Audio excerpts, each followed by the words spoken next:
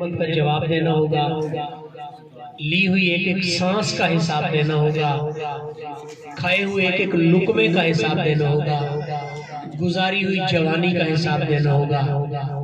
تو آئیے ان کھلی آنکھوں سے اپنی جوانیوں کو اللہ کے دین کے راستے میں لگاتے ہیں۔ اور دین پہ لگانے کا یہ مقصد بالکل نہیں کہ میں آپ سے کہتا ہوں کہ آپ ساری گھر کے سارے معاملات، اپنے کاروبار روزگار بند کر کے مسجد کے اندر بیٹھ جائیں۔ نہیں، آپ کاروبار کے اندر لگے ہوئے ہیں تو پھر بھی آپ دین کے ساتھ وابستہ ہو سکتے ہیں کہ آپ کی سیرت نبی پاک صلی اللہ علیہ وسلم کی سیرت کے مطابق ہونی چاہیے۔ ہمارے آقا نے بھی کاروبار کیا، لیکن اس کاروبار کے اندر جب ہم ہونیسٹی رکھیں گے، ایمانداری رکھیں گے، دیانت داری رکھیں گے تو ہمارا ناپنا تولنا بھی ہمارے لیے عبادت شمار ہو جائے۔ دین داری کا مقصد یہ بالکل بھی نہیں ہے کہ بندہ ہر وقت اولیاء دینی بنائے رکھے، لباس دینی پہنے رکھے، سر کے اوپر چوغا بھی بہت بڑا ہو، جبہ بھی بہت بڑا ہو، ایسا نہیں ہے۔ صحابہ کرام رضوان اللہ تعالی علیہ مجمعین بڑے خوبصورت کاروبار کرتے تھے۔ عرب کے بہت بڑے تاجر کا نام ابو بکر صدیق تھا، شام اور بحرین کے بہت بڑے خزینہ دار کا نام حضرت عثمان غنی تھا۔ حضرت عبد الرحمن بن عوف رضی اللہ تعالیٰ عنہ مدینے کے تاجروں میں بہت بڑے بڑے تاجروں میں آپ کا شمار ہوتا تھا، لیکن ان کی زندگیاں دنیا کے ساتھ ساتھ دین کے ساتھ بھی وابستہ تھی۔ تو ہم جو بھی کام کر رہے ہیں اس کے اندر جب نماز کا وقت ہو جائے، اللہ کا حکم آ جائے تو اس میں ہم رب کے حضور سر بسجود ہو جائیں۔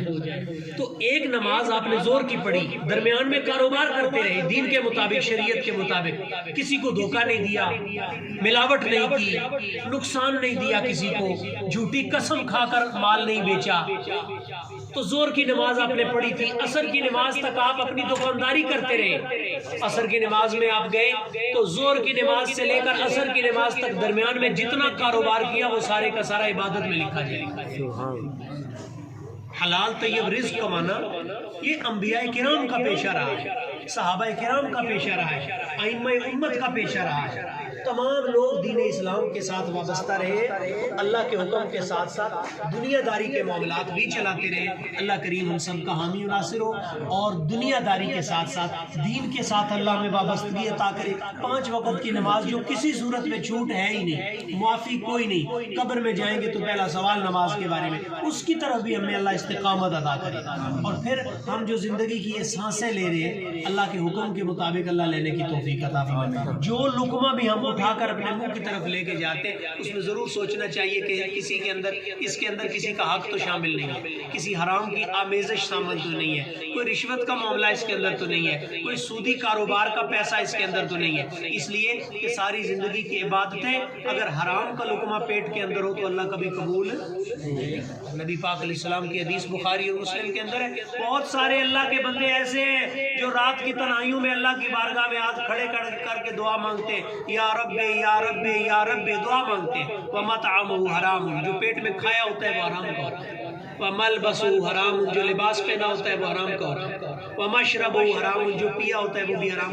فَكَيْفَ يُسْتَجَابُ لَهُ، ان کی دعا اللہ کیسے قبول کرے گا؟ تو دعا کی قبولیت کا ایک طریقہ رب نے یہ بتایا، اس کے پیارے محبوب نے یہ بتایا کہ ہمارا لقمہ حلال کا ہونا چاہیے۔ اللہ کریم ہم سب کا حامی و ناصر ہو۔ اذان ہوتی ہے اور ساتھ ہی ہم انشاءاللہ دعا کرتے ہیں تاکہ اللہ رب العالمین مرحوم مغفورہ کے حق میں ہمارے اللہ قبول